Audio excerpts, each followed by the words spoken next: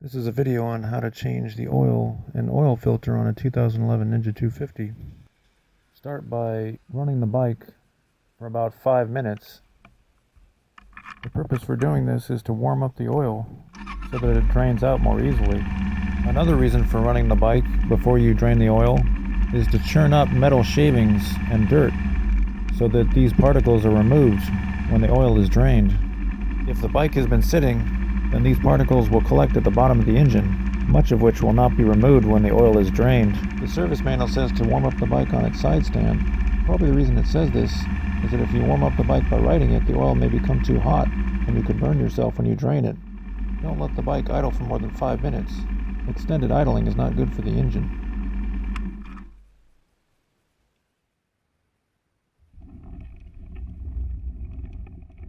This is what the bottom of the bike looks like. This is the drain bolt where the oil is going to come out. Notice the silver washer. Don't lose the washer. This is not the drain bolt. You don't want to loosen this bolt.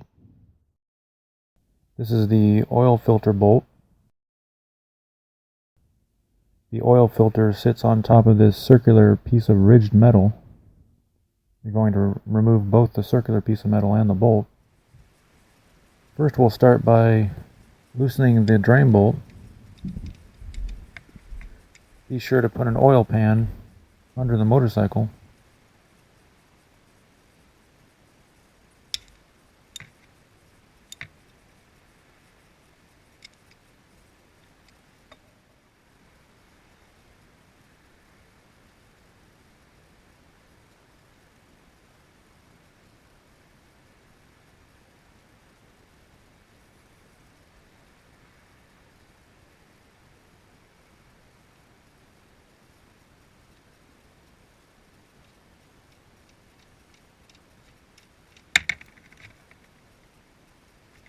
Now that the drain bolt has been removed, we can see the oil exiting the engine. Notice the washer that came out with the drain bolt. Inspect the washer for cracks as directed by the service manual.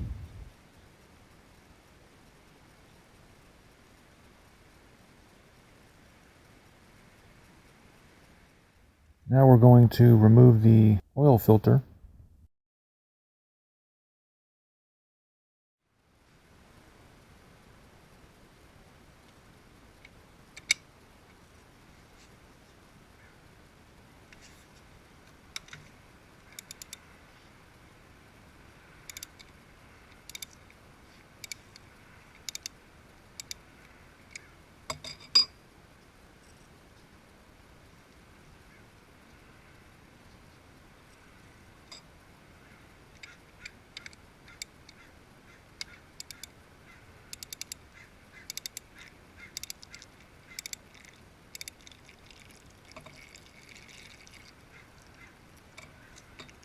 It's always good to wear disposable gloves because prolonged exposure to certain chemicals may be harmful to your skin. Notice that the oil filter holds quite a bit of oil. This is why the service manual gives you 2 numbers for the amount of oil that you should add to the engine. One number is if you don't remove the oil filter. The other number is if you do remove the oil filter.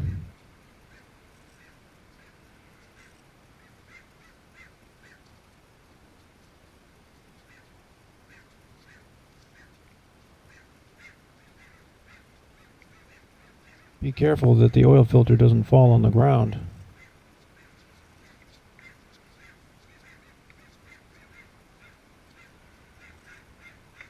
Again, the oil filter sits on that ridged piece of circular metal. The silver part is the cap that goes on top of the oil filter. The user manual calls it the fencing.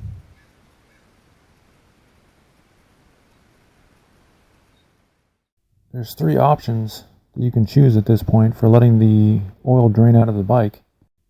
Most mechanics probably just allow the oil to drain for about 10 or 15 minutes while they replace the oil filter.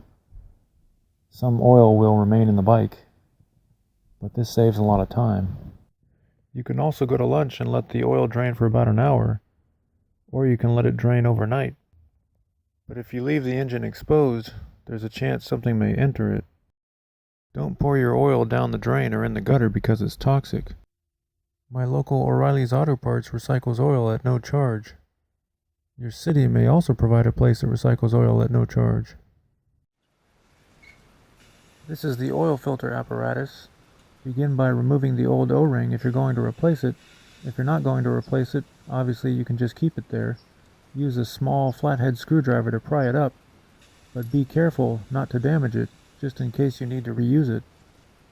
The user manual calls this cap the oil filter fencing or element fencing. The oil filter doesn't thread onto the bolt, but you will need to twist it to remove it. This is the oil filter. Don't lose the washer at the bottom.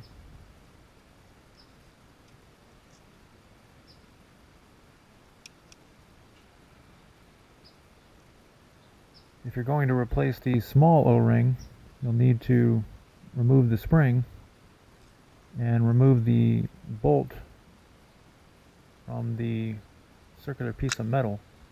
It won't come out easily. It just pops out.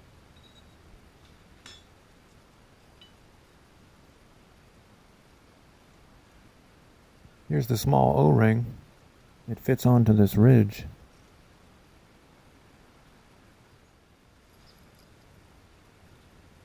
Use a screwdriver. Be very gentle. It's not quite easy to get this O-ring off the bolt, but just work with it. Don't be intimidated by the disassembly of these parts. The service manual provides a diagram that shows how to put the oil filter apparatus back together if you forget the order. The user manual tells you in words how to do it, but it doesn't show you a diagram. So I highly suggest getting the service manual. It's very difficult to get the O-ring over these threads. Also, you want to keep both of these O-rings just in case you damage the new O-rings when you install them.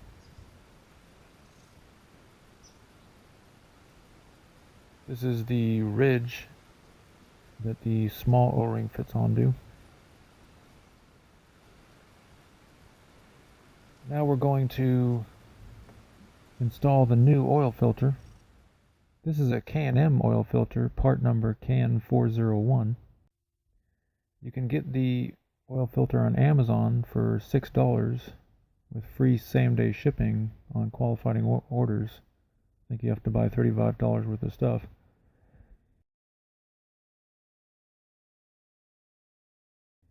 These K&M oil filters are good because they come with their own O-rings. Whereas if you buy the OEM oil filter, you have to buy the O-rings separate. And I think they cost about $6 each at the dealerships.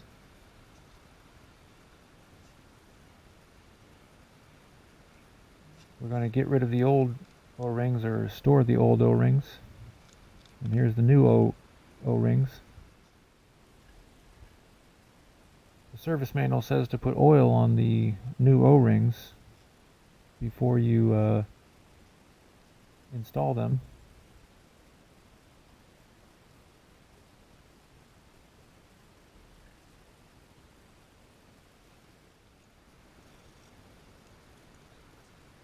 And now we're going to install the small O-ring.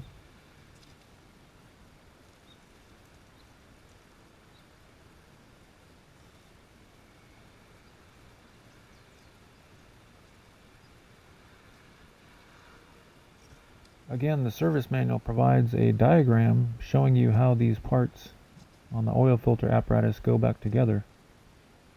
So don't be intimidated by the complexity of all these parts and their assembly. Now the O-ring is installed on the groove. This is the new oil filter. The user manual says to put a little oil on the black rubber grommets.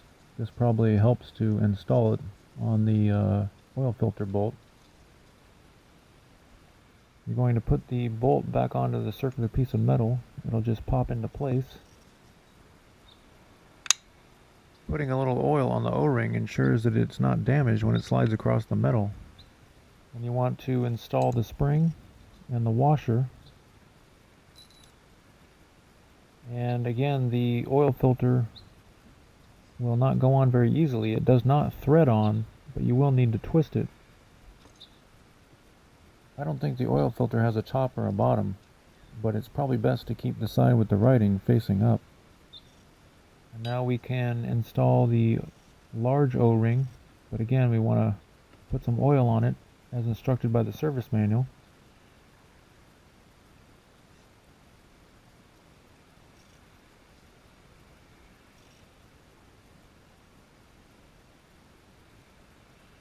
K&M O-rings are kind of big, so they're not going to fit into the groove that well, but just push it down as far as you can get it. Make sure that the entire O-ring is pushed down on all parts of it as far as you can go. And install the oil filter fencing. And now our oil filter apparatus is ready to go. It's ready to be installed back in the bike. We'll start by installing the drain bolt. Be sure that the washer is still on it and that it's not damaged.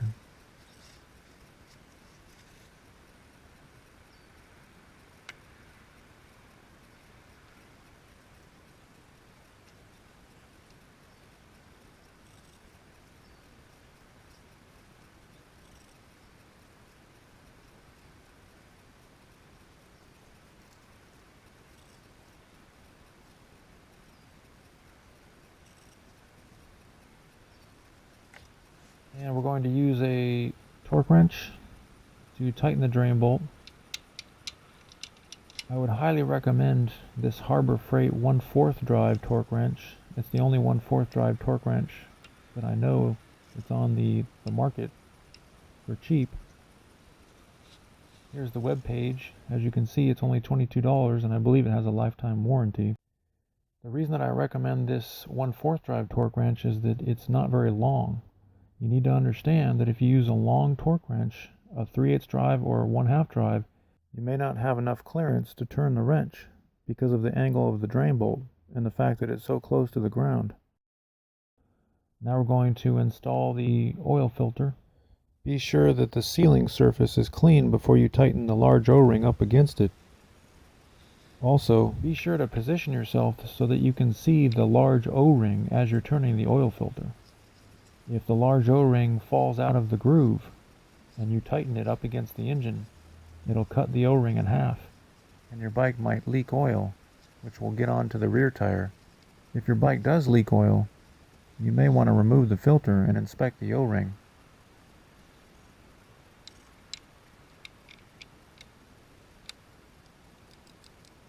We're going to use the 1/4 drive Harbor Freight torque wrench again. Again, the benefit of this wrench is that it's not very long, so it can fit into small places. This is especially useful when you're tightening the drain bolt, because if you use a 3/8 drive or 1/2 drive torque wrench, it may be too long and you may hit the ground when you tighten the bolt. This is due to the angle of the drain bolt and the fact that it's so close to the ground.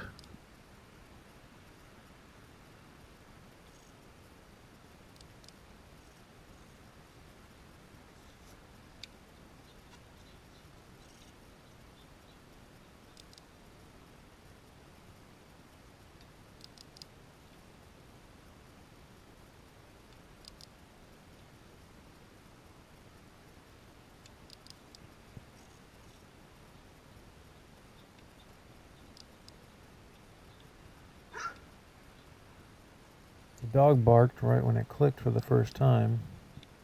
Here it's clicking, and we've reached the proper torque. Be sure to wipe the bottom of the engine before you forget, so that oil doesn't drop down onto the ground and onto your rear tire. wipe the drain bolt area and the oil filter area and the exhaust pipe and any other place that oil may have sprayed onto when you were loosening the bolts.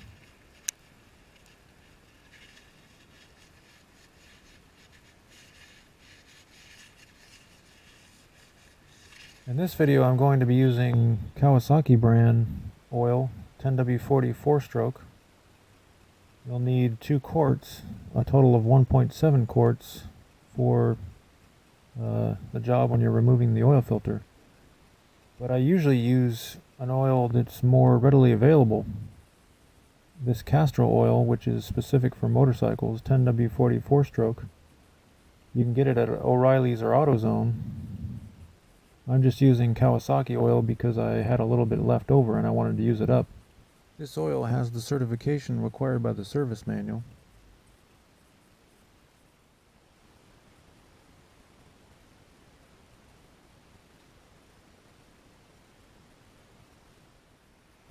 Remove the oil filler cap.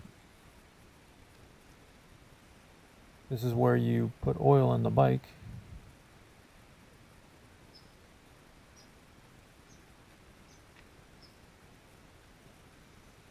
Take note of the O-ring on the filler cap.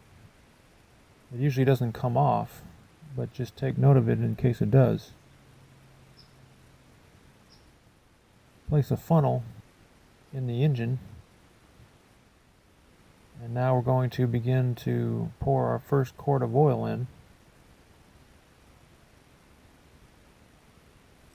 I'm moving kind of slow here because I'm afraid that the funnel is going to fall over.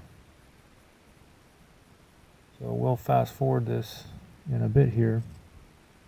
Again, I usually use castor oil. It's very cheap. It's only about $6 a quart at O'Reilly's and AutoZone. I've used the castor oil twice and it seems to work fine. The Kawasaki oil is not as available, obviously, because you have to go to a dealership and usually it's more expensive.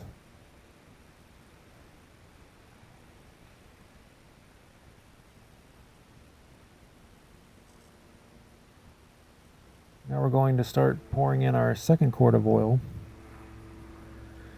You need to be aware that it's very easy to overfill the engine.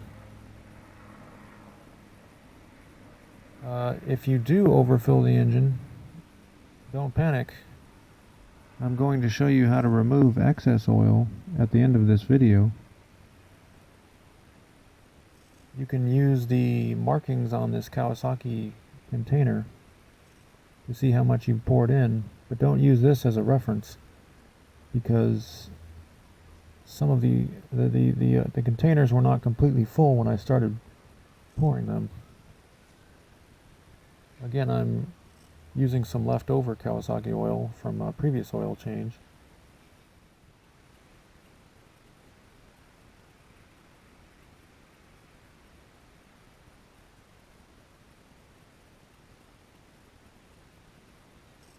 And when you're done, remove the funnel and replace the filler cap.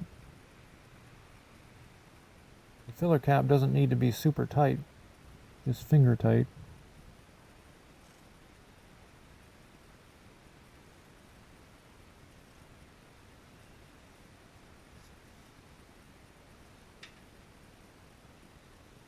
Before checking the oil level, start the bike and let it idle for about 5 minutes. The reason for doing this is to allow the oil filter to suck up oil so that your oil level reading will be more accurate. To check the oil level, hold the bike perpendicular to the ground and look at the observation window at the bottom right of the bike. As you can see, the oil should be between these two markings, but the oil level is nowhere to be seen. This is because we just started the bike and the oil's been sucked up into the engine. Wait about 30 minutes and allow the oil to run down to the bottom of the engine. Then your oil level reading will be more accurate.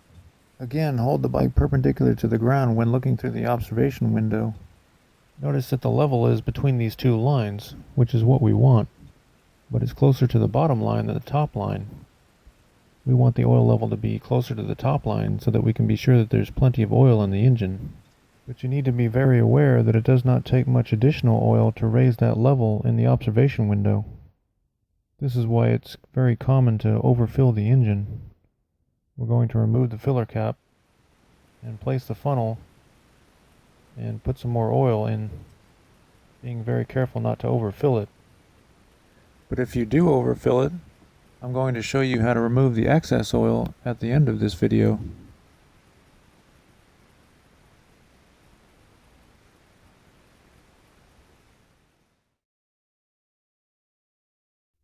And we're going to take out the funnel and replace the filler cap and recheck the oil level. As you can see, the inevitable happened. We put in too much oil. All you can see is brown. No oil level, no meniscus.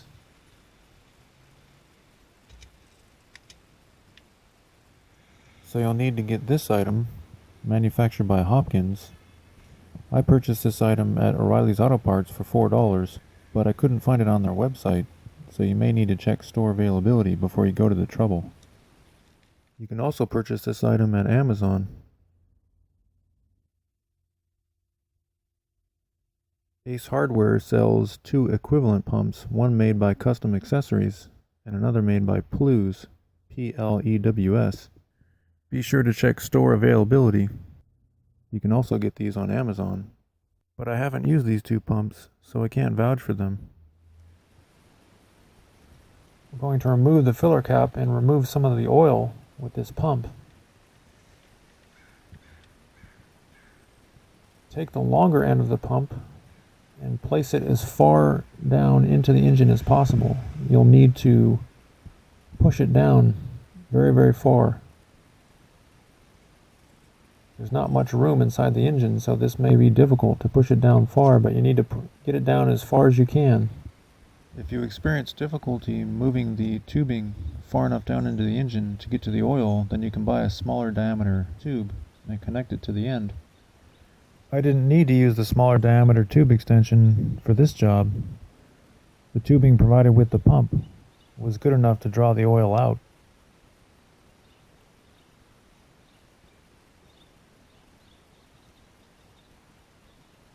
There are two Ace Hardwares in my area that have entire sections of their store devoted to tubing.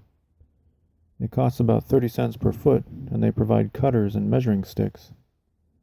I imagine Home Depot has tubing also, but I'm not sure. It's very important to make sure that the pump is below the engine, and hold the other end of the tubing, or close it off with your finger. You'll need to tilt the bike at a fairly extreme angle, so that the oil rushes to the right side of the bike. And as you tilt it, push down on the pump with your foot. Be sure not to step on the orange nozzles or you'll damage the pump. The reason that you want the pump below the engine is that gravity will help to draw the oil out. Notice that I don't have to pump anymore. Gravity does the work. Just be sure to keep your finger on the opposite end of the tubing. You can put the other end on into this container and just keep allowing gravity to draw it straight through the entire pump. You'll probably need to draw out more oil. As you can see, I didn't take out much here. Tilting the bike at that extreme angle is somewhat dangerous. You might drop the bike on top of yourself, so I recommend finding someone to help. Install the oil filler cap and recheck the oil level. Remember to hold the bike perpendicular to the ground when checking the observation window. As you can see, the level is now between the two lines, but it's closer to the upper line, which ensures that the engine has plenty of oil. This concludes this video on how to change oil in a 2011 Ninja 250.